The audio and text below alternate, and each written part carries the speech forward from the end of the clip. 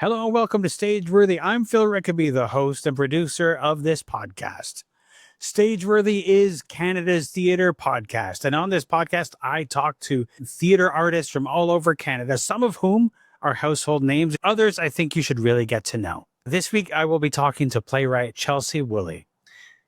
But first, if you're watching the video version of this on YouTube, make sure that you like this episode. And if you've been liking the episodes I've put out, why don't you hit the subscribe button? And while you're hitting the subscribe button, hit that bell icon as well, so that every time I put out a new episode of Stageworthy, you will get a notification that a new episode is available.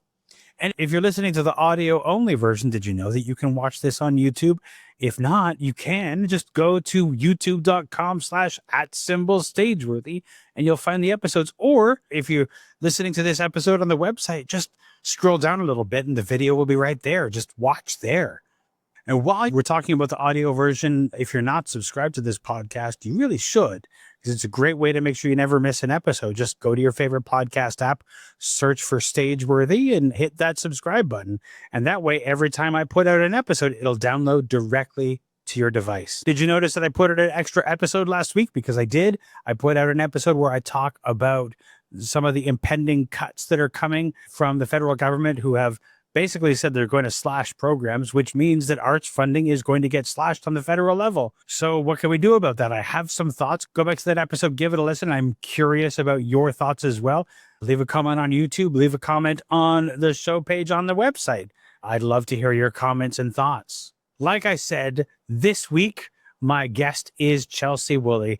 Chelsea is the playwright of Enormity, Girl, and the Earthquake in Her Lungs, which opens on September 18th at Nightwood Theatre's new space, the Ed and Nancy Jackman Performance Center. I'm looking forward to both checking out this space and this show, especially after having the opportunity to talk to Chelsea. I really enjoyed this conversation.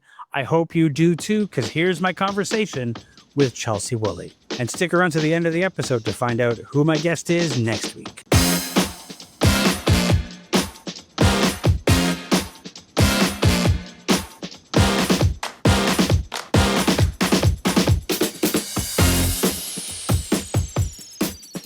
Chelsea Woolley, thank you so much for joining me.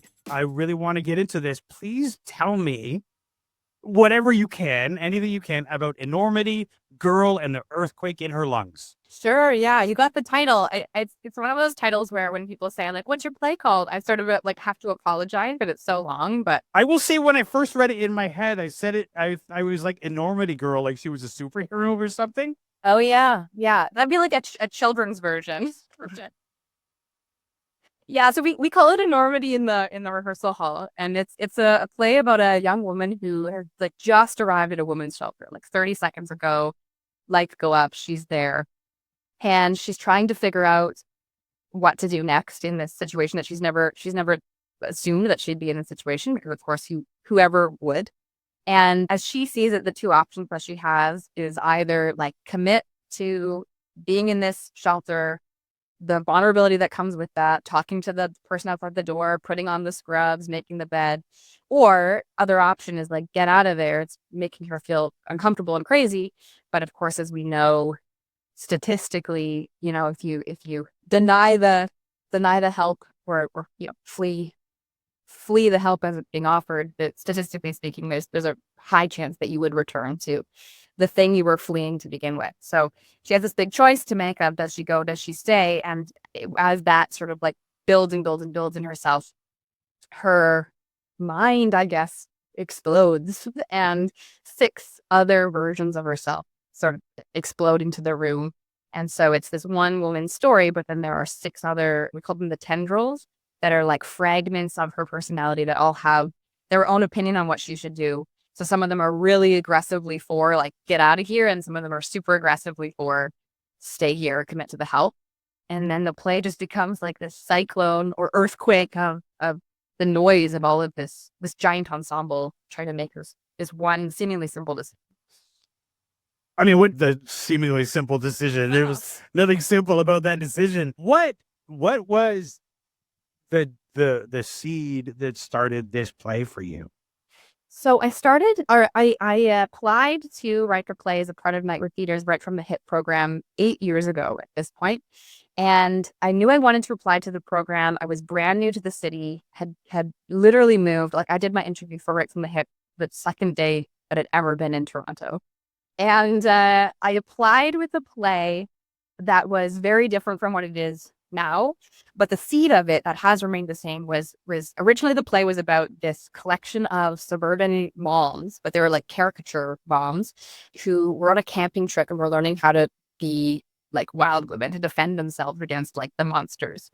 And we find out as the course of that play goes on that the monsters are actually behind the white picket fences, behind their doors, and that what we understand or assume about suburban life in a certain sort of echelon of woman or proper lady of society is of course, again, statistically we know that violence happens everywhere, and so it was a look at like that particular kind of community and how violence sort of lurks in ways that are maybe not expected when we think about domestic violence and what to me and who that means we're talking about.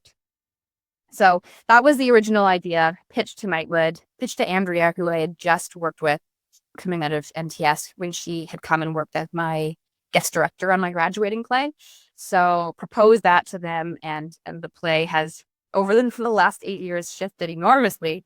But that was the initial seed, was this relationship between sort of suburban life and like ideal womanhood and the relationship to violence. I was going to say, as you were describing that, after hearing the current state and hearing that story, that is quite a change. But a lot can happen in 8 years. Yeah. With all of those changes, what is the main thing that's remained the same at the core of this play? I think it's still a play about this relationship between what we think we're supposed to be, the kind of person we think we're supposed to be, and the reality, and like coming to terms with your own reality. And this woman, this main character, she does, I mean, the suburban moms make an appearance in this play in a very different form, but there's a part where the ensemble says to her, you're young, socially connected, well educated, how would you end up in a place like this? So that idea of her having to reckon with like her own assumptions of why she shouldn't be here is still a huge cog in the play workings. As you developed this play, what did that process look like? How does the process of writing something that changes so drastically, what does that look like? So the plan I just described was only ever in the works for about a month of this whole 8 years. And I just had the hardest time writing it. And I think what it ended up being that was the block was that I had all these ideas of what I wanted to say about this topic. And I wanted to cram it all in, but writing this like very heightened, sort of stylized, almost like farce about these women, farce or satire. Like when you go and see like Noise is Off and there's all this door gags, it seems like it's about chaos, but I think that form of theater is actually very, very structured, and you have to sort of fit the play you want to tell into an existing form. And so I didn't have the patience to do that because I just wanted to get all of these ideas out. And so credit to my collaborator, Andrea, who after about a month of me like sitting down to write and basically writing nothing over and over and over again, she said, well, if you have all these ideas, why don't you just write them all out first, and then we'll sort through them and see what the structure should actually look like. So I ended up writing the first real draft of the play, like going from a month where I couldn't write anything. Then I wrote the first draft in 36 hours, and it was no characters, no real plot. It was just dashes on a page of when the next person should speak. And sort of like a Carol Churchill Love and Information, where each scene is like its own vignette. It was just these like little snapshot pictures of different kinds of domestic violence, different situations. I always talk about like there was a scene that I ultimately cut, but it was about like demon pigs, and I don't ask me why they were in there. I don't remember. It was 8 years ago, but there were all these like really like weird disconnected scenes that all had this common theme. And the play existed as that for a couple of drafts, and then after getting more content than I could know what to do with, that's when we went back in, Andrea and I, having the conversation of like, okay, now we have this wash of content. How do we then narrow it down to one story, or, it became one story, but like, is it 4 people's story? Is it 2 story? So going backwards, it felt a bit retroactive, but taking all of the plot that I had created and then going back and saying, who are my characters? What do they want? What is the actual like narrative arc of this particular story? That happened like draft 3 of the play. And that is now what the play feels more closely linked to. That is such a fascinating process to me, because that's happened to me in the course of writing a solo play and in collective creation. Like creating all of these things and then like being, we've got so much. What's the story? What do we have? What do we have? And like looking all of it and being like, Yeah. I think we can make this story, and then like fitting everything into that. And it is fascinating. So that happened in like the 3rd year. 3rd draft. It was third draft. Okay. Yeah. And then there's like still like you said 3 years of writing. So now here you are, and it's about to be produced by Nightwood. Yeah. Looking back on it, how does that journey feel? It's great. And I mean, so the play, it went through a year-long development process with the Rich from Hip emerging artist thing. That was all the first year. Had a beautiful reading at the end of that year, just with music stands.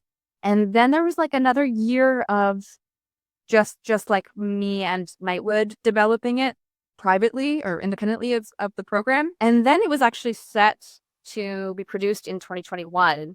And so March 2020, we were casting. Surprise. Can't remember why that didn't work out.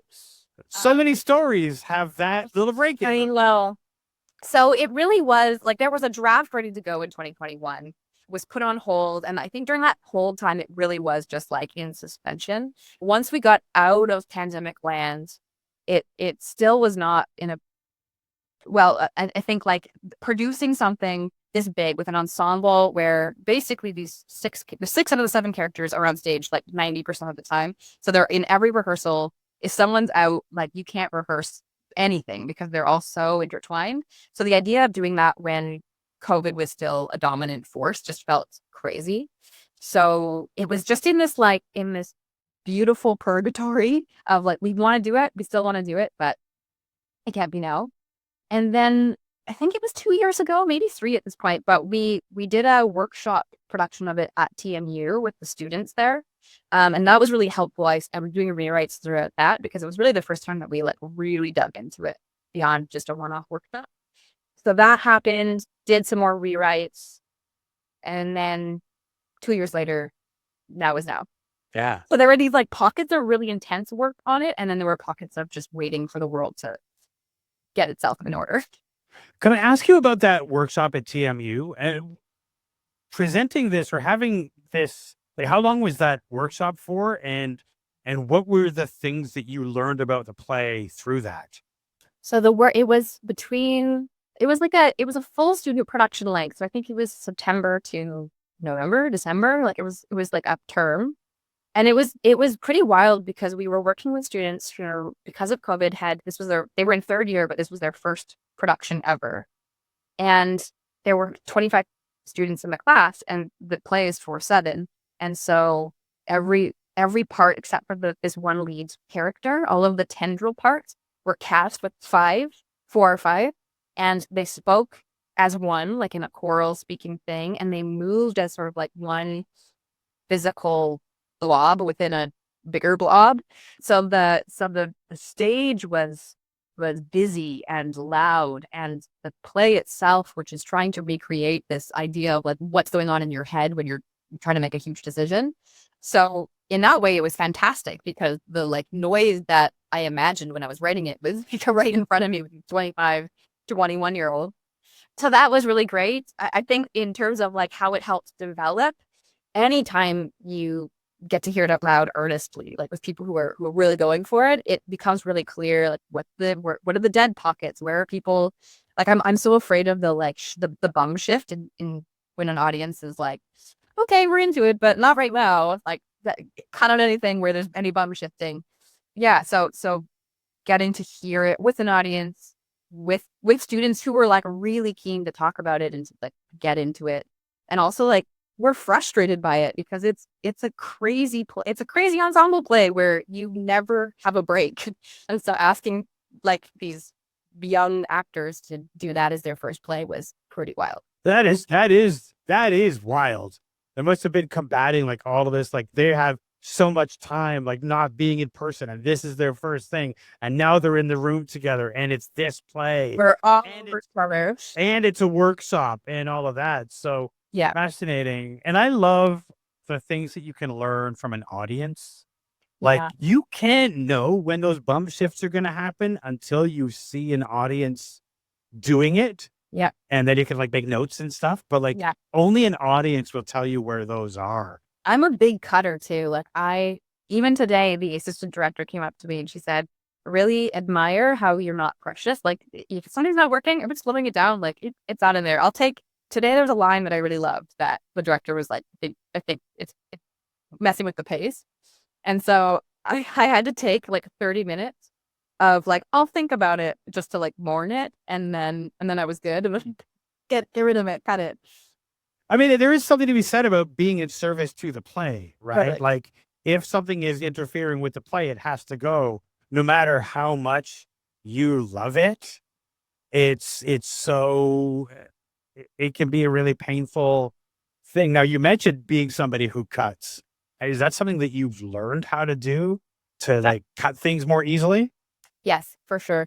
I think it was my first dramaturg back in Lethbridge, Alberta, when I wrote my first like really big play, and a professor offered to dramaturg it, and he was the kind of professor that was very like no nonsense. And I've since worked with dramaturgs who are really great at like splitting that difference, where they'll give you all the notes, but they're not going to make you like go home and cry. But this professor was very like, I'm just going to tell you straight, like this is bad, whatever.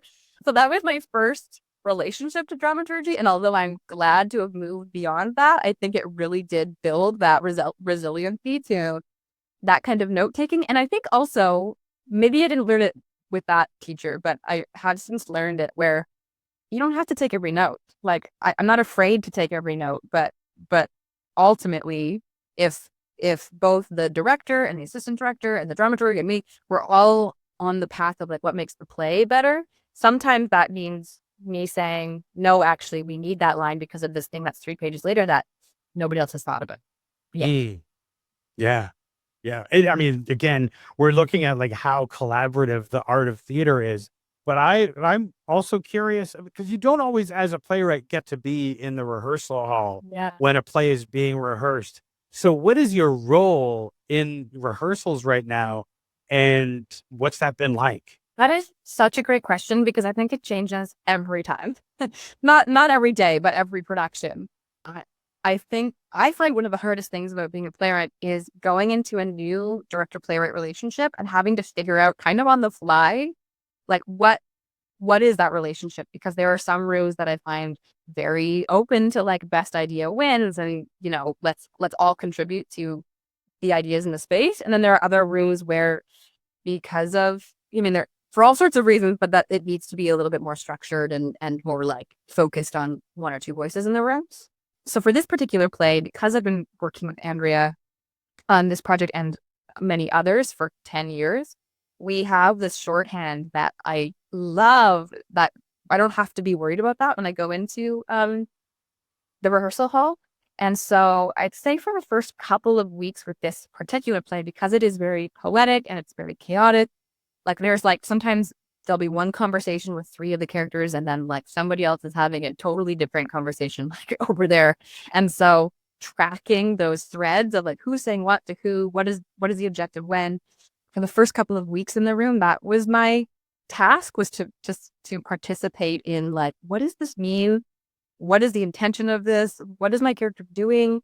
I always say that being a playwright in the room is sort of like being the kid that studied too hard for the test. Like everybody's showing up day one and like figuring out what this play is. And you're like, don't give away the end. Like they have to go on their own exploration journey, but I'm here if you're really stumped. And so I feel like that's my job a lot of the time. And now that I'm in the room, I was away for a week. It's my first day back after a week away.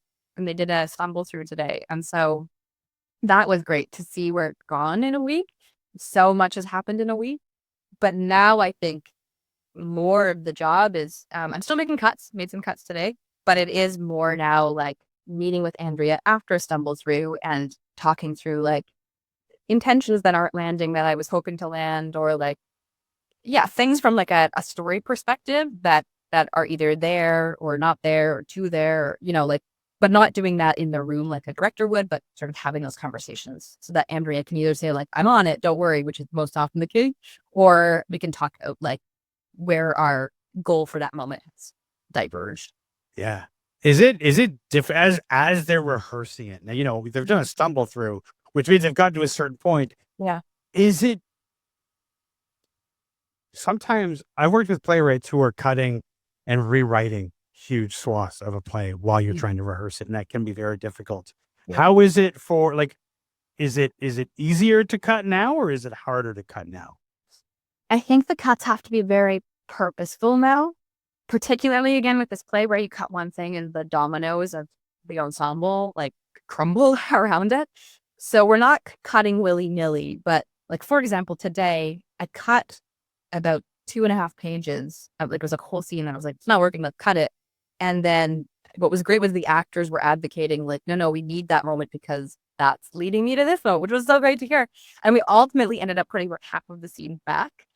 But yeah, that would be considered at this point like a big change.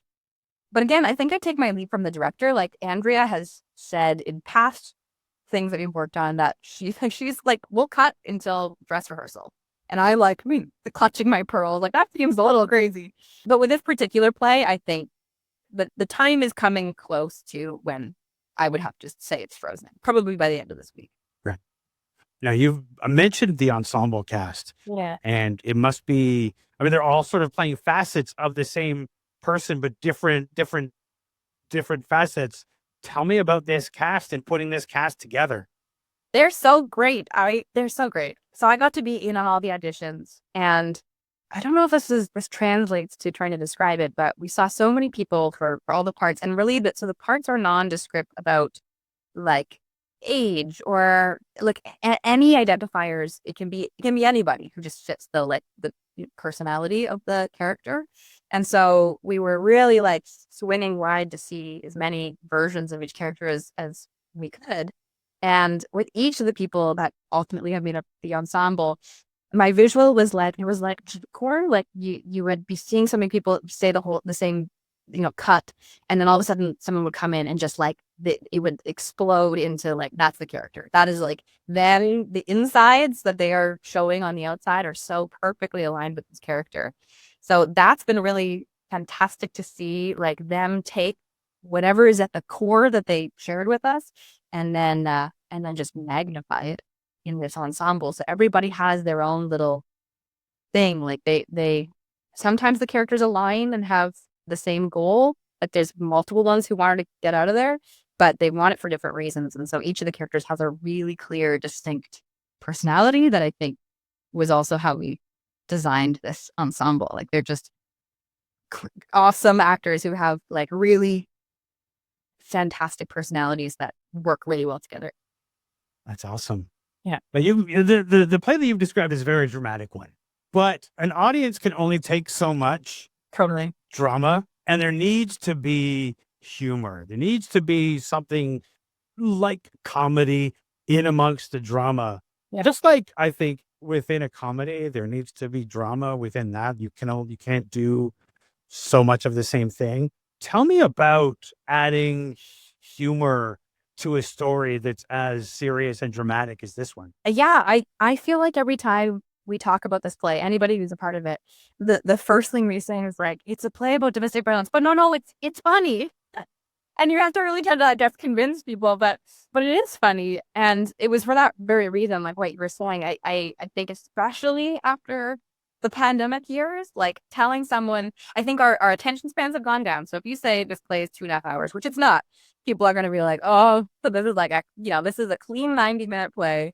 And then also promising levity is so important. And I also think from like a selfish playwright perspective, it means that people got a break. So I'm asking you to go in deep, go in hard, but then every 6 lines you're going to get a joke that sort of like, gives you that chance to take a breath, do the shuffle. And also from a playwright perspective, it's really helped me keep all 6 of these characters, keep all of the balls in the air for the whole play, because they're on stage the whole time. Not every character can be driving every scene. And so say 3 of them are involved in whatever the current like dride is for the beat. I still have 3 other characters who I need to do something with. And so I found that comedy is such a great way to still have them participate in the world and what's going on, but do it in a way where the audience isn't like trying to focus on 2 very serious, important conversations at the same time. Like one of the characters can be, throwing out the jokes that are giving the break, but not be so vital to like focus on the whole time. In terms of learning this, because this is if playwriting is a craft, the ability to add humor that just works within the play is its own sort of thing on its own. How have you honed that craft over the years? This is a great question because I'm teaching a workshop on it in a couple of days through Nightwood. And so I've been thinking about this a lot. Like, what are the tools to do this? And I don't know. I think that a lot of what I find funny is just built on like really embracing the like inner beautiful weirdo that I am. And also I think not being shackled to the idea that every play has to be like a play that's naturalism. I think when we think of like a well-crafted play, a well-made play, we think of like a mid-century American play where it is very structured in naturalism. And if you liberate yourself from that, anything is possible. And the things that I find most interesting to make possible, I think, are often the things that are absurd, and often things that are absurd are funny, and also are like eye-catching. They're, as an audience, again, this idea of like giving an audience a break. It also involves like doing something completely unexpected. Things in this play, I'm not going to give it away, but things fall from the sky in this play because why not? Like, why not create things? And this is like, I'm really committed to creating theater that can only be seen in the theater. And so for me, that involved absurdity, which often means comedy. I mean, the thing about absurdity is there's so many situations which past the surface are just absurd. So if you can find the absurdity in it, then you're just mining a gold mine there. And you mentioned wanting to write, you create plays that can only exist as theater. Yeah. What does that mean for you? I think because media is so accessible now, every playwright should be asking that question of their work, always. I'm asking an audience to get out of their pajamas, like leave their dog at home, turn off Netflix, and like go somewhere. And it's cold 90% of the time. You're like, so that I'm asking a lot of an audience. And so because of that ask, I think I have to promise something too, or make a promise to the audience. And so for me, that promise is going into a space. You're gonna share a space collectively with a bunch of other people, which also I think is why comedy feels important to me to infuse in the play, because laughing with a group of people is joy, and it like is an experience in itself. So yeah, asking people to like participate with a group of people. I think also like laughing is the last thing that we let audiences do. When you think about like 17th century, I'm maybe making up the years, but like the like old timey theater where you got to like throw orange peels on the stage and talk to the actors. We don't do that anymore, and maybe that's for the best, but this idea of being able to like vocally participate through laughter, theater is the only place that you get to do that still. So yeah. So I like cherish that. And then also, going back to absurdity, I think it's a lot easier to, call for things to fall from the sky in a play and make it like an experience than it is to like see it on your screen where, like we've seen every Marvel movie ever, like nothing is shocking anymore when it comes to special effects. But in the theater, totally shocking. I think that this is the one of the things that we need to be better at as a whole in the industry is to talk about that experience. We know that experience of being in a theater, breathing with an audience, with the people on the stage, is a singular thing that is so different from watching a movie or watching TV or whatever it might be. Mhm. And we're excited about it, but there's people who don't know that, and they don't. And people are looking for experiences, right? Yeah. People pay like $50 or whatever to go see Van Gogh paintings projected on a wall. That's an experience. Yeah. So this is much better than that. Well, we date. I mean, it is much different from that, and it is more communal. And I think again, having respect for what you're asking an audience member to do, and the thing like in a lot of cases, especially now that people are going back to the office, you're asking them to go home, That changed. get changed, have dinner at home or on the road or like somewhere else, find parking if they're not taking the subway, That and like Subway. or take the subway. Like, we're asking a lot. We have to give them something that Yeah. makes them want to do that. Yeah. I want people to talk about it afterwards. Like the depth of theater, and unfortunately it's a lot of theater that a lot of theater I see, but probably a lot of theater that most people see. You see a play and then as soon as it finishes, it's like, well, let's want to get some nachos. Like, and you don't talk about the play anymore. So I really come to a place with my writing where I'm going to take some swings, and I think half the audience is going to be like, let's unpack that. That was great. I leaned in the whole time. And then maybe 20% of the audience is like, what was that? And that's okay. Like, I'd rather you have that conversation with your friend too than the nothingness nacho conversation. Absolutely. I mean, listen, I used to be an usher at one of the big theaters in Toronto, Like, and I worked on the door. So I heard all the things that people said when they left that theater. yeah. And a lot of it was that was nice or something to that effect. And who wants that as the response? Because Yeah. that's the end of the conversation when they leave. Yeah. And like, as a playwright, you write a play for 3 years. In this case, you write a play for 8 years. And you don't want people to leave and go, that's fine. No, not at all. Yeah. Like, you want them talking about it. You want them affected by it. Yeah. Yeah. I am curious, and I'm always curious about the paths that people take to get to where they are in their theater career, Yeah. and what even brought them to theater. Now, you were raised in Alberta. You came to Toronto. Yeah. What is your theater origin story? What got you interested in theater? I love talking about my theater origin story. It sounds like a villain legend. Think it was how I turned evil. This is exactly the point. Yeah. So born and raised in Calgary, and just think back, like, what was my earliest theater experience? It was my parents were big like theater audience members, but it wasn't like the mid-sized theaters that I mostly worked at. It was like going to see musicals, Fiddler on the Roof, Oliver, and that was like awesome as a little kid. And also I think having a sister, like to this day, the creative one in the family is my sister. She's just her brain is like this expansive, incredible place where it can like make up worlds, and she's amazing. So having that and being the little sister to that meant a lot of like, and today we are princesses, and you are not a princess, you are my footman. And then like, doing that. And so in grade 4, I started writing plays, and I had a teacher who we had like a free writing class every week, like once a week. And she let me write plays, and then she let me cast my friends. And then by the time I finished writing the play, like it took like a month of the once a week writing class. And then like credit to her, she would let us go into the hall and rehearse it, and I would direct it, and then we'd come back and perform it. And being like, I work with a lot of young people now, and I think like real credit to that teacher, because I would be suspicious if a bunch of kids are like, we're going into the hall to practice our play. But it really like validated this art form and this thing that we were doing.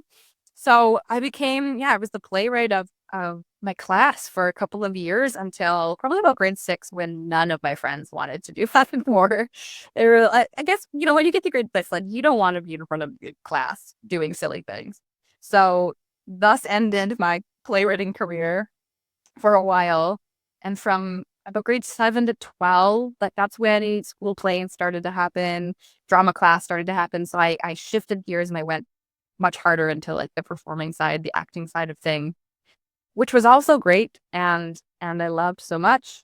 And then when I graduated high school, I wasn't yet at a place. I think being like a spreadsheet kind of person meant like committing to studying theater felt like way too scary.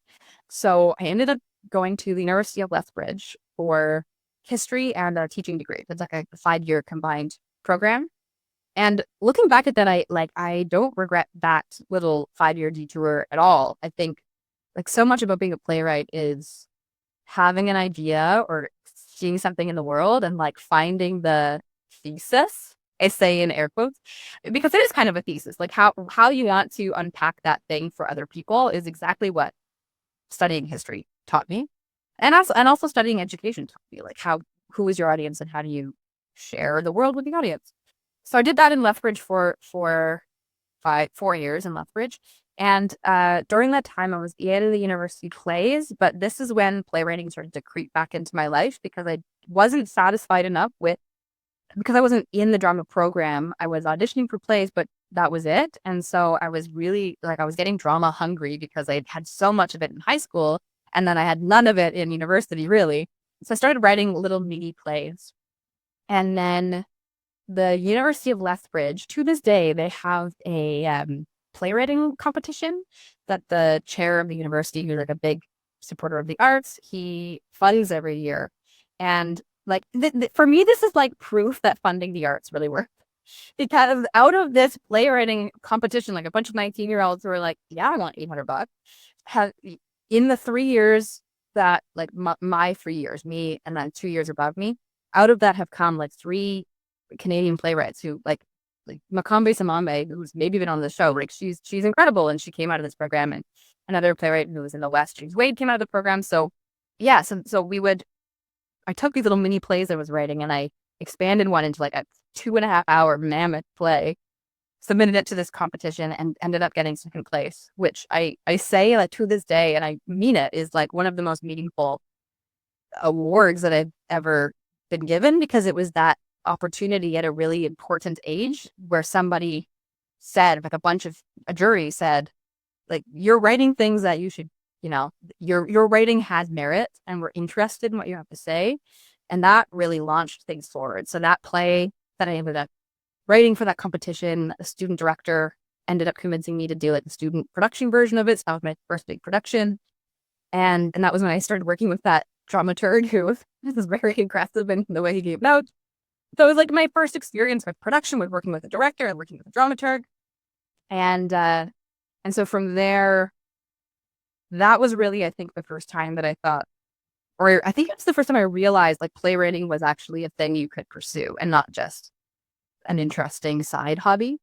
So from there, I ended up applying to the Nightwood Theatre School, right? I graduated, had my teaching degree, had a job offer at a high school. And I think this is a good reminder, even to myself now, when I applied to NTS, I was so nervous because I thought I'm making this choice between these two things that I love, and I can only do one of, like, I can only ever teach high school, which I loved doing, or try to be a playwright and say goodbye to that life forever. And of course, now I look back and I'm like, yeah, I'm a playwright, and also like I'm the head of drama at the Canadian Children's Opera Company, and I direct operas for children. It's like my other job. So I'm doing both of the things now. But yes, applied to NTS. One of my best friends also applied for the design program. So we were kind of holding each other accountable. And I don't know, I think I maybe would have backed out had we both not been like, you better do it. You're going to do it. I'm going to do it. Thinking there was no way I was going to get in. Only 2 people get in a year to the playwriting program, but I got in. And so then I moved to Montreal for 3 years. Did that program. And the best thing about that program is that it's just like 3 years away from every other part of your life, where you just get to like spend every day writing plays. And so I wrote play. And then from there, I moved here. And that was now 8 years later. I always find it interesting the way that in some people's stories, they are turning away from theater. They're like, I'm not Or- gonna do it. I'm gonna go off and do this other thing. And somehow it creeps back in and sort of draws them back to it. Yeah. It's sort of like this fascinating thing that like it gets into your bones. It gets into your being. Right? Yeah. It was something like you were always like, even just looking back to that like kid in grade 4, it's like you were always meant to do that. You were doing it before any other kid knew what being a playwright looked like. Yeah.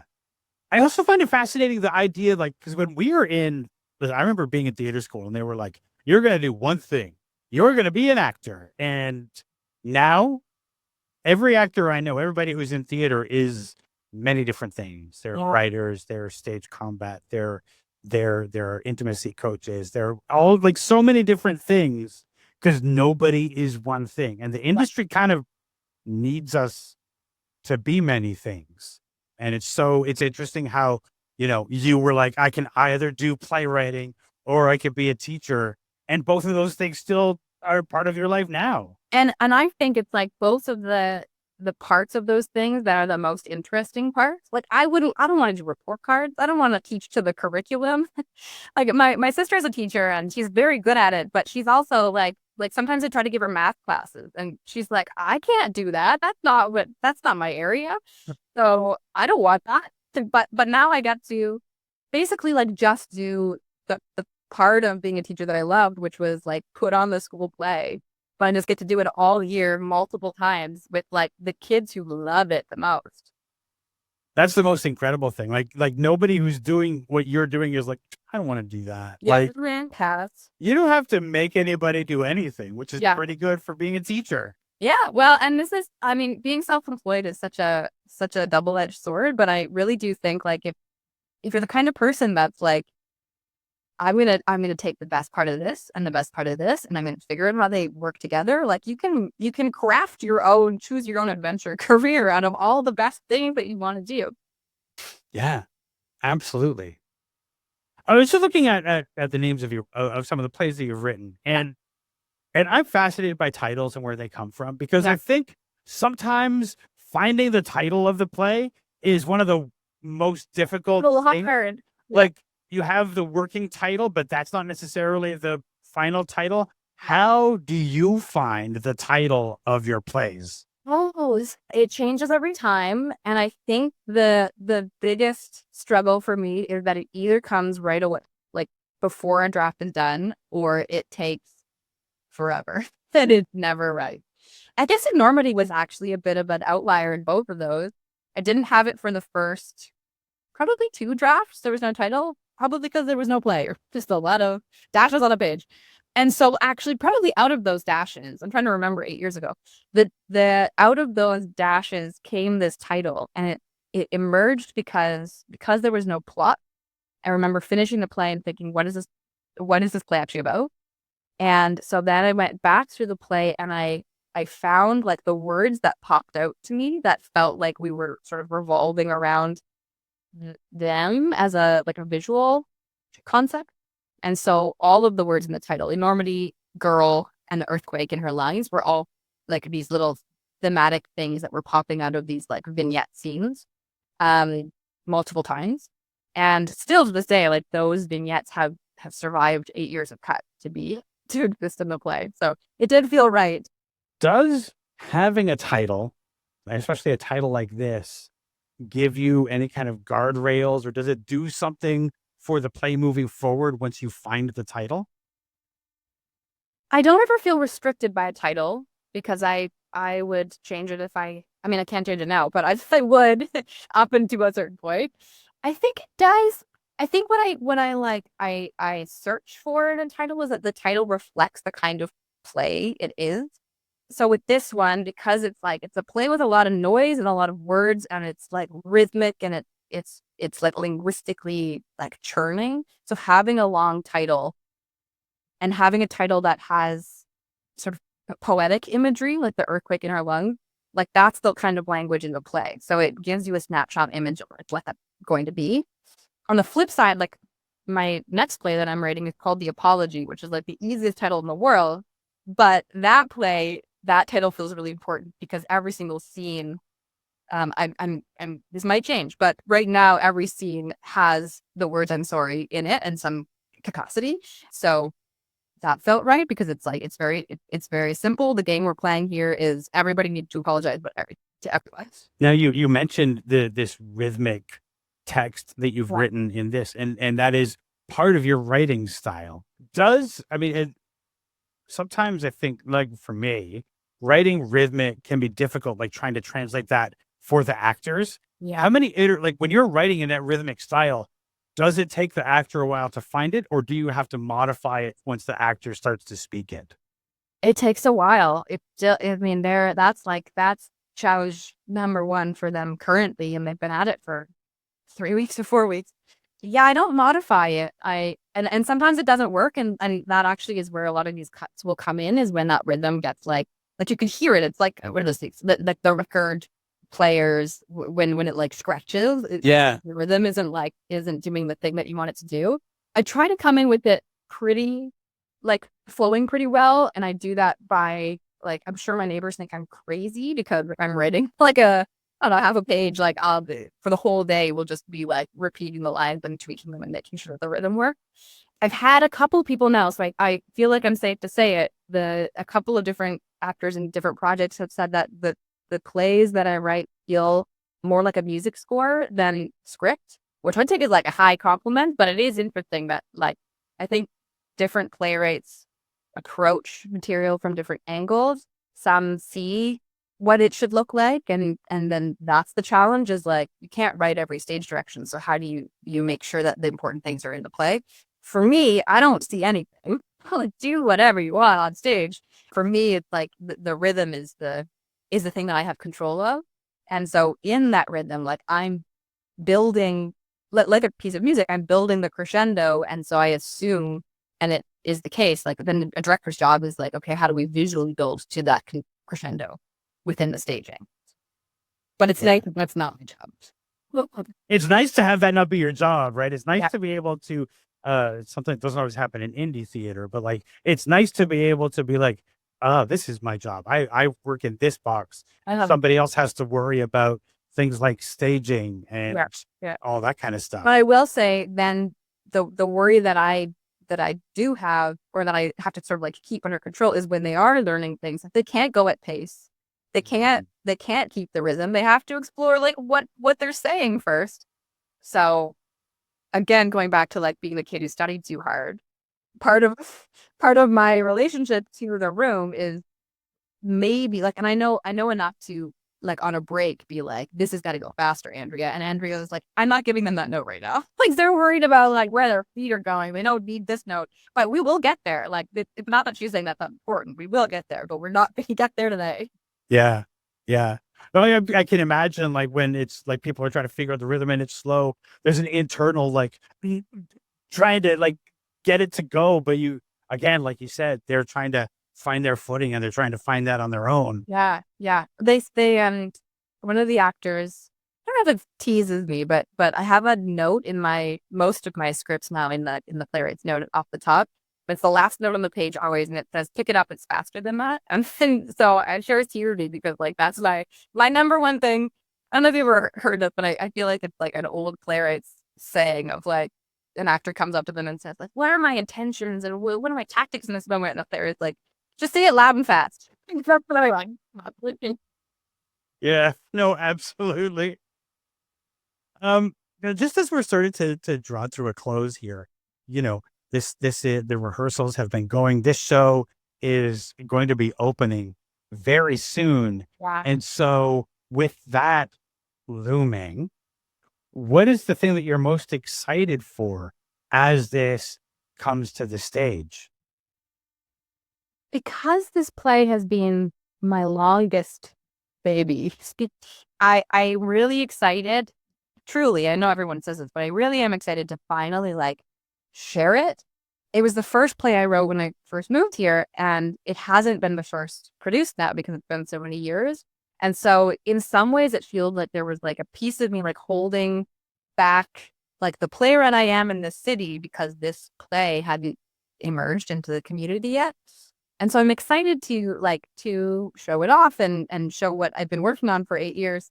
But also like it's become a bit of a scrapbook of like who I was when I wrote parts of it 8 years ago, but also who I was when I, wrote the last insert 5 days ago. And so it's this time capsule of who I am as a playwright in this first decade living in Toronto. And I am so excited to share that. I'm also so excited to share it in Nightwood's brand new space. Like, probably most of the audience who comes to see it will have not seen a piece of work in this space. So I think it's it also transports people. It does some of the work for us to do that transporting because it's not a space you're familiar with. So I'm just excited to celebrate the newness of the piece, and the newness of the space, and this ensemble with audiences. That's super exciting. Chelsea, thank you so much for joining me. I really appreciate it. And I'm really looking forward to this play. Thank you. This was great. I can't wait to see you there. Thanks for listening to this episode of Stageworthy. I hope you enjoyed it. If you did, leave a comment on YouTube, on the show page, on the website at stageworthy.ca. Before I get into who's on next week, I want to talk briefly about Patreon. I need my patrons to be able to make this show. I had to take a year's break, not necessarily because I was tired, but I was a little bit tired. But mostly I was finding it difficult to keep up with the financial needs of creating a show like this and giving it to you for free, because things do cost money. I have to pay for website hosting, for the audio files for the podcast, and all kinds of other services, editing software, things like that. And that's not all the costs. And there's also my time, because it takes time to put an episode of Stageworthy together, and as well as booking guests and all the other things that go into hosting a podcast. So if you like this show, if you appreciate the work that I do with Stageworthy, join my existing patrons and become a backer.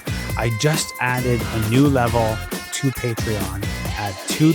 You get most of the perks that the other levels get, just with a couple of limitations. But aside from that, you would be on par with my other backers. I'm trying to open it up to more and more people to be able to back this show. People like Cassie, who backed me right from the beginning of my announcing that this show was coming back. And I'm so grateful to Cassie and all the rest of the backers on Patreon. So if you are interested in joining in and being part of this show, getting early access to episodes, participating in conversations about issues and things like that, please come and join the Patreon. Just go to patreon.com/stageworthy. You can join for a monthly fee of either $2, $7, or $20. And that's in Canadian dollars, because it's a Canadian podcast. Why would I charge you in American dollars? I would love to have you be part of the people who help make this show. My guest next week is Hamilton playwright Liz Buchanan. I had a really great conversation with Liz, and I can't wait to share it with you. So tune in next week for my conversation with Liz Buchanan.